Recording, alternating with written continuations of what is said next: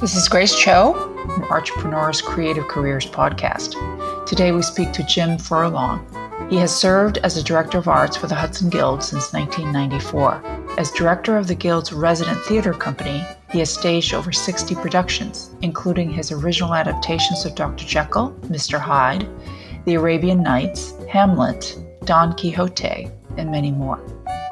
As curator of the Guild's 2 gallery spaces, he has mounted over 200 exhibits of visual artwork in all media.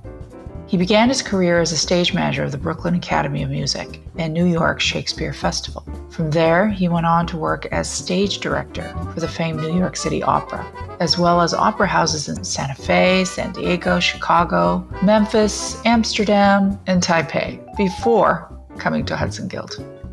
So today we have this great pleasure of speaking to Jim, and I hope you enjoy my conversation with him.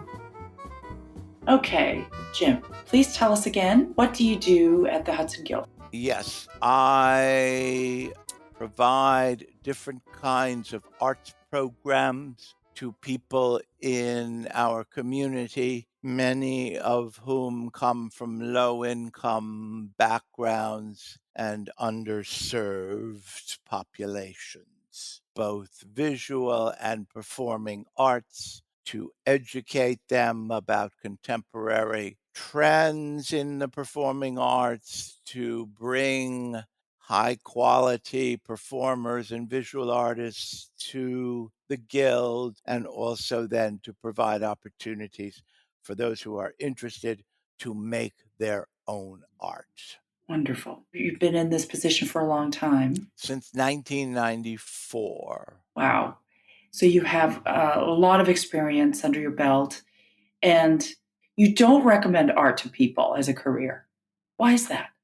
Because I believe that those who are successful in the arts are those for whom there is no other choice but to pursue a career in the arts. Now, this is a big generalization, of course. There's the famous insurance salesman from Hartford, Wallace Stevens, I think, who was a celebrated poet. But those kind of people who split careers are few and far between. And so if you want to go into the arts, or if you need to go into the arts, I believe that is what you will do on your own. And because it is such a highly competitive and difficult life, I wouldn't suggest it say, oh, are you interested in accounting or banking or getting an MBA? I think it's almost natural selection for those who become successful in the arts as a living. It's a very realistic point of view, very practical one. And you say this because you recognize the challenges of an art career. Yes. And what are some of those challenges that you've seen or you've experienced yourself?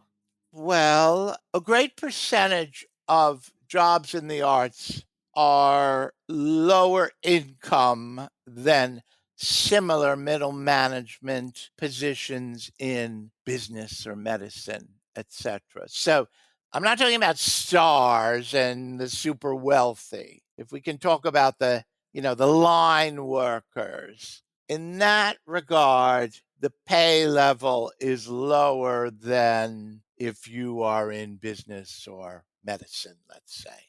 And one of the reasons the pay level is lower is because there is so much competition and it's a buyer's market, I guess.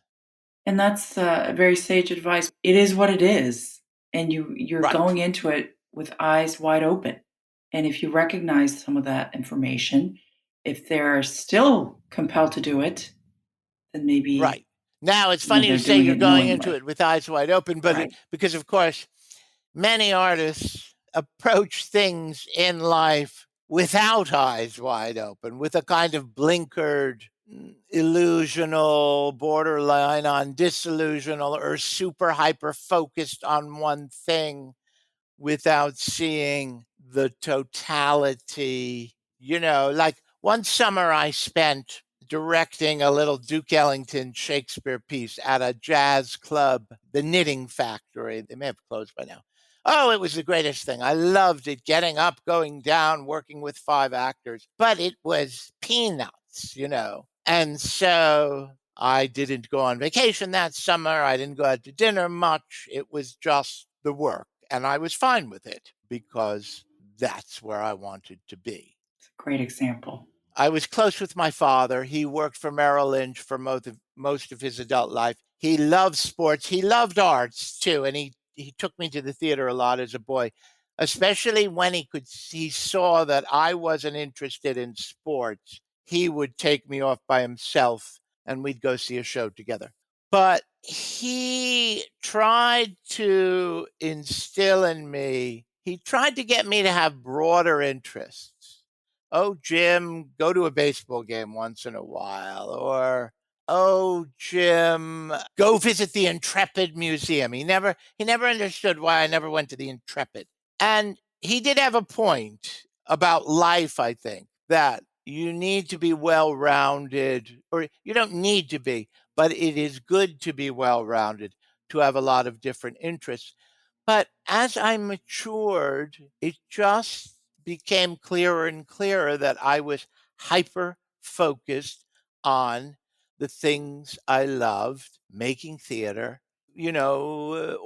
organizing art exhibits. And I live, breathe, eat it 24/7. And it's hard for me to kind of unwind with anything else. And perhaps more passionate now for it because of those well-rounded experiences.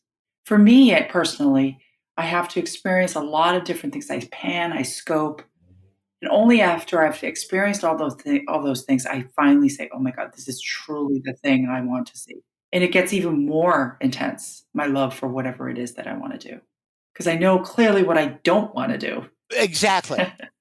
Exactly. When you take on this life of art, what do you learn about yourself, about people?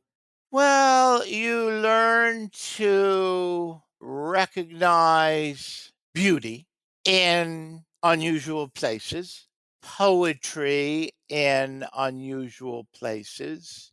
Some people walk around and see the asphalt, the gray brick, and the dinginess of it. And when you're an artist, it's almost like you naturally notice more of the beauty which surrounds us. And the same thing with people, and especially at Hudson Guild, working with people, with problems and mental health issues and all. But when you get to know all these different types of people, you see the unusual things that are beautiful about them. Mm, that's one of the most, compelling things I've ever heard. I think that's an amazing statement.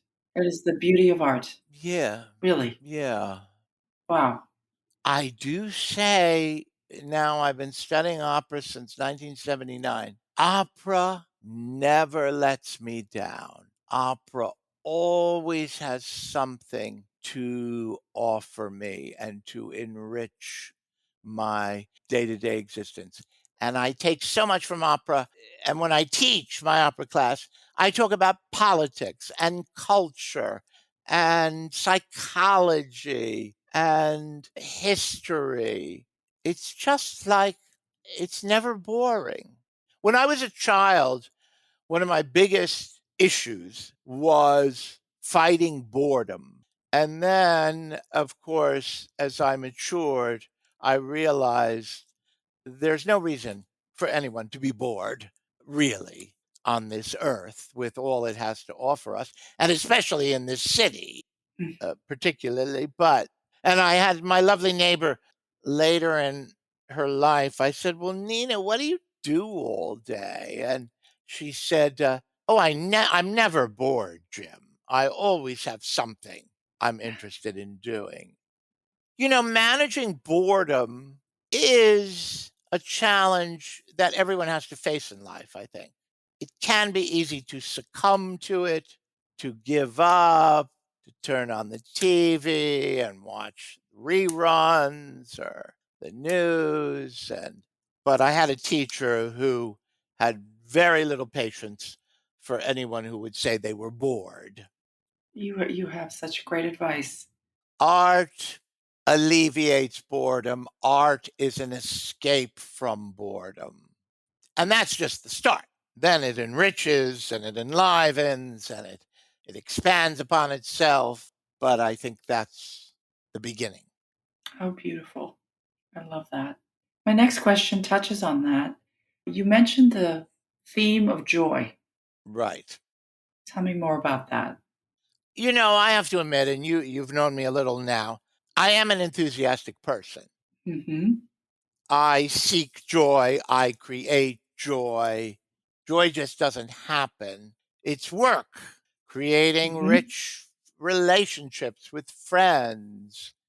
Well, part of it's knowledge and, when you read the newspaper, when you see what's going on, when you really are up on things, then you can approach life.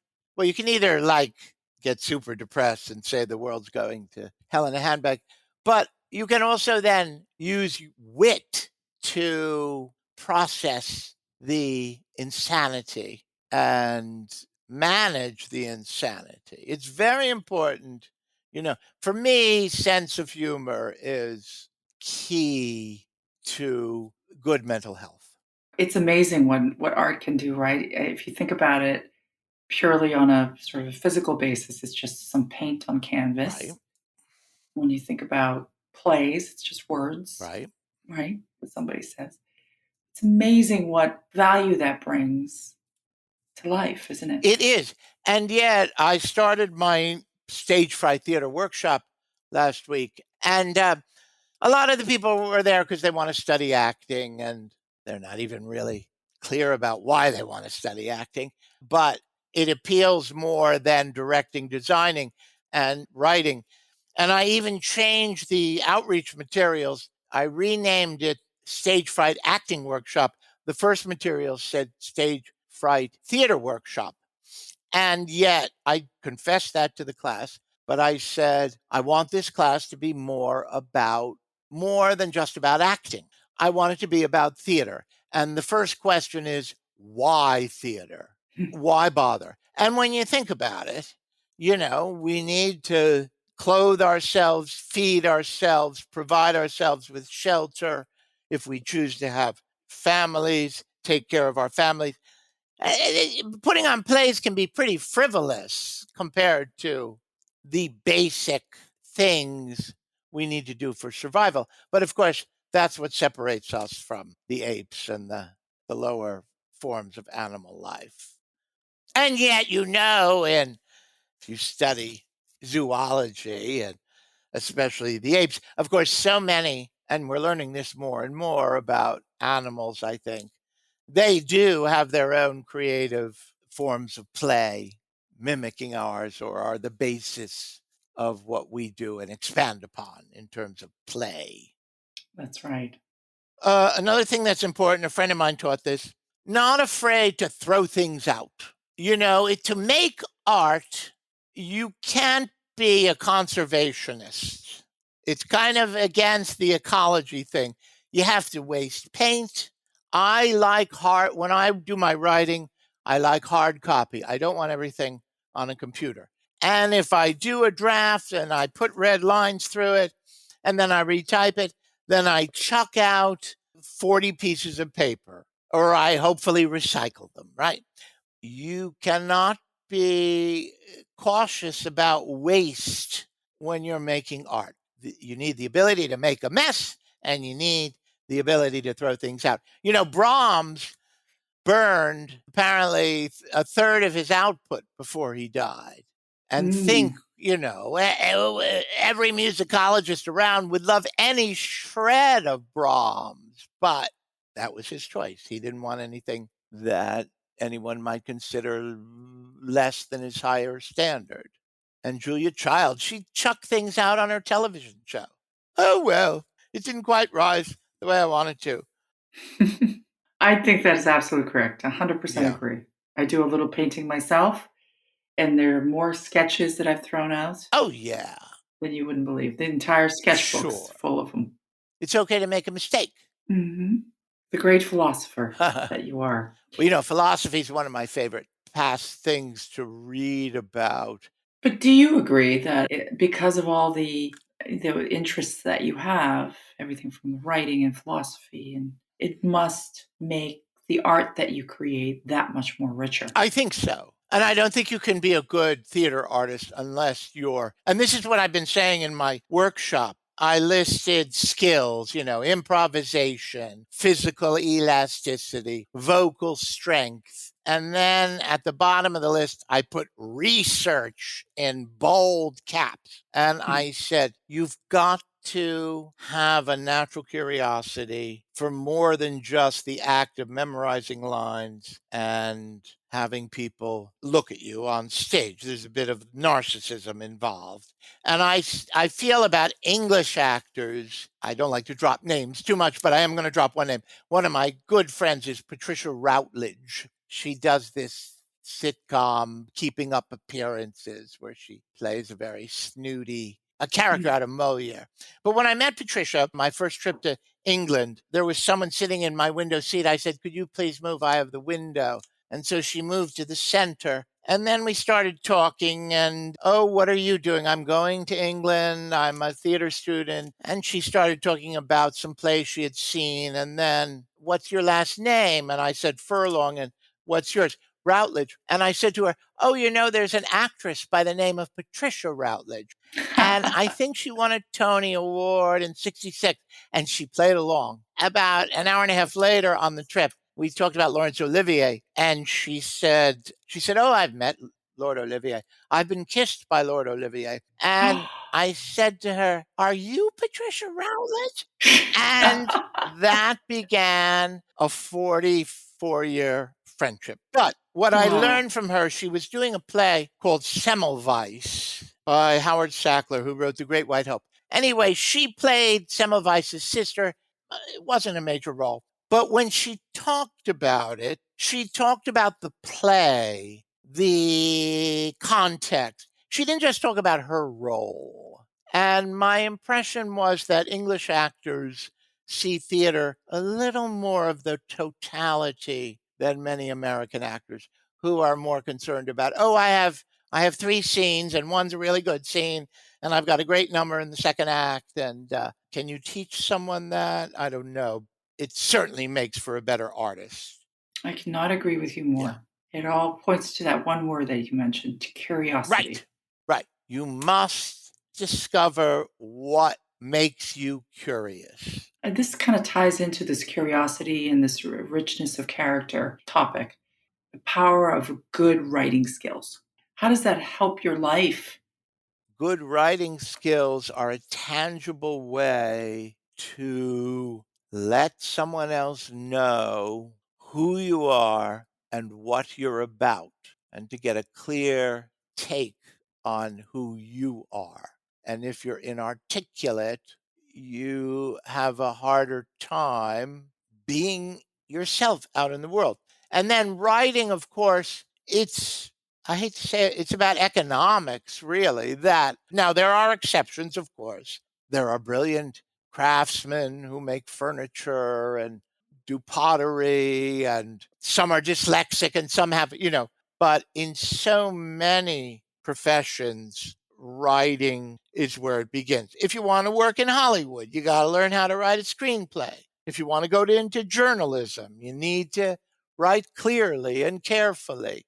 You need to take responsibility for the way you're putting things. Or if you want to get the attention of somebody important.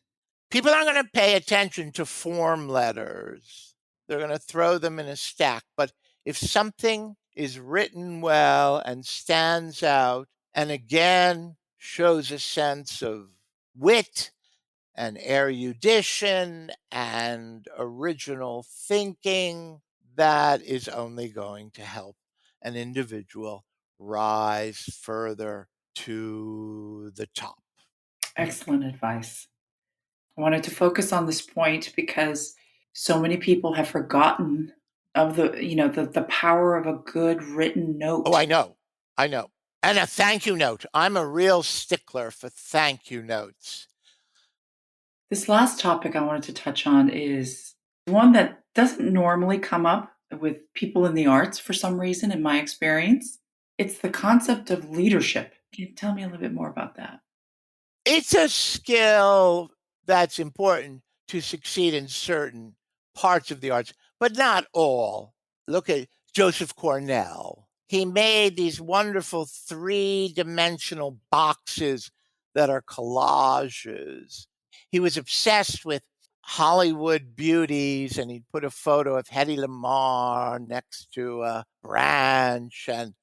But anyway, he worked in relative solitude in the basement of his parents' house. So I wouldn't say Cornell's a great artist, but he was not a leader.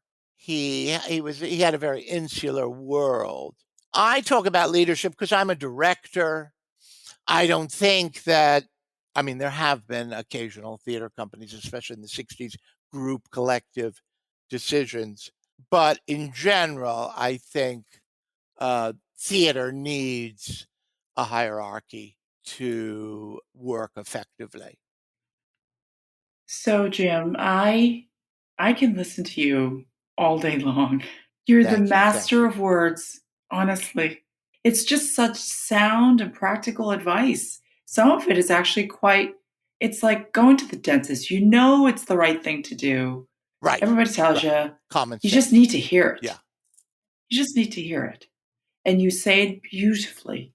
And Yeah. you are the master thespian. Well, I'm so blessed. Speak. We're putting together a playlist on YouTube of right now there's 12 or 15 little videos of projects I've done since 2010.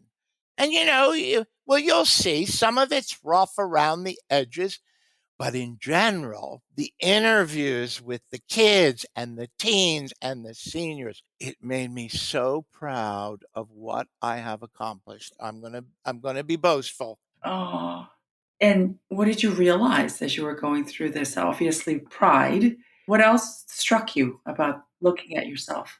I have a danger sometimes in my job here. Like, am I doing this project for me because I like Shakespeare or I like Chekhov, or is it really for the community? But what was the best part of the clips I watched was the interviews with the kids from the projects and the old people and I really got a tangible sense.